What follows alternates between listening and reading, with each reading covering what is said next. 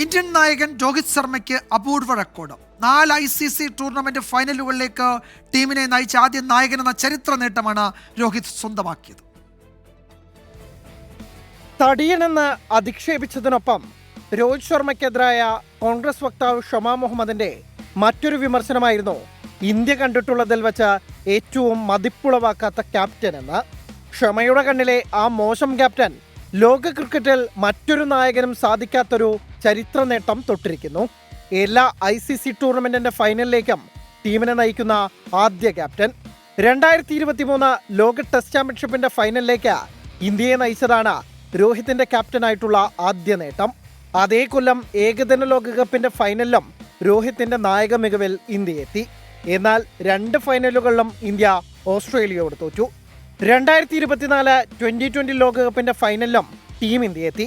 ഇത്തവണ രോഹിതും ഇന്ത്യയും കിരീടം ചൂടി. 8 മാസങ്ങൾക്കിപ്പുറം ചാമ്പ്യൻസ് ട്രോഫിയുടെ ഫൈനലിലേക്കും ഇന്ത്യയെ നയിച്ചിരിക്കുകയാണ് രോഹിത്. ഞായറാഴ്ച ദുബായിൽ രോഹിത് 2ാം ICC കിരീടം ചൂടുമെന്ന് പ്രതീക്ഷിക്കാം. MS ധോണി ഇന്ത്യയെ ഏകദിന 2020 ചാമ്പ്യൻസ് ട്രോഫി ഫൈനലുകളിലേക്ക് നയിക്കുകയും കിരീടം നേടിത്തരികയും ചെയ്തിട്ടുണ്ട്. എന്നാൽ ധോണിയുടെ സമയത്ത് ലോക ടെസ്റ്റ് ചാമ്പ്യൻഷിപ്പ് ആരംഭിച്ചിട്ടില്ല. കെയ്ൻ വില്യംസന് ടെസ്റ്റ്, ഏകദിന 2020 ലോക ചാമ്പ്യൻഷിപ്പുകളുടെ ഫൈനലിലേക്ക് ന്യൂസിലാൻഡ് ടീമിനെ നയിക്കാനായിട്ടുണ്ട്. എന്നാൽ ചാമ്പ്യൻസ് ട്രോഫിയിൽ പിഴച്ചു. അങ്ങനെ പലർക്കും നേടാനാവാതെ പോയ റെക്കോർഡാണ് രോഹിത് ഇപ്പോൾ കൈവരിച്ചിരിക്കുന്നത്. Sports desk 24.